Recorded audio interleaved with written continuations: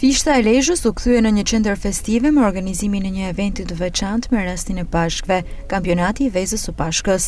Banorë të zonës dhe vizitorë nga vende të ndryshme u bën pjesë e këtij aktiviteti plot ngjyra, lojra dhe atmosferë festive. Garat u zhvilluan me shumë emocion dhe entuziazëm, ndërsa fituesit u shpërblyen me premio tërheqëse. Çmimi i parë 500 euro, ndërsa çmimi i dytë dhe i tretë me nga 2 shporta me produkte tradicionale. Për pjesëmarrësit çmimi më i madh ishte gëzimi i ndarë me njëri tjetrin, ngrohtësia e komunitetit dhe mundësia për të rikthyer traditat e vjetra në një frymë të re.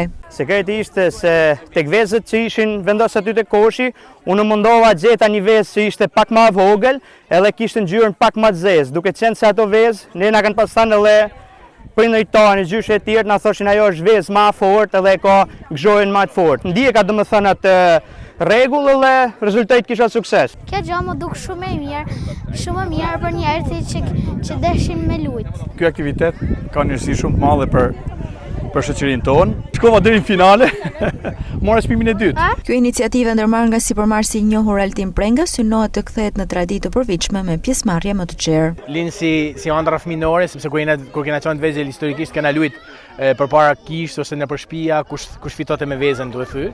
Dhe thash ta kthejmë në kampionat dhe shpresojmë që vitin që vjen do të mbushet livalli plot me 2000, pse jo 5000 veta, 10000 veta, të bëhet si location marrë me kalu një gjysë orë, 1 orë, 2 orë në vendlindjen e fishtës në livadhet ku përballë kena taman monumentin dedikuar fishtës, me kalu pak ditë relaksit dhe pa mendime të forta duke u kthy fëmijë edhe herë duke thyer vetë. Aktivitetet të tilla promovojnë edhe më shumë kulturën lokale dhe tërheqin më shumë vizitorë në fshatin Fisht, i cili është kthyer në një destinacion mjaft pëlqyer turistik nga vendas dhe të huaj.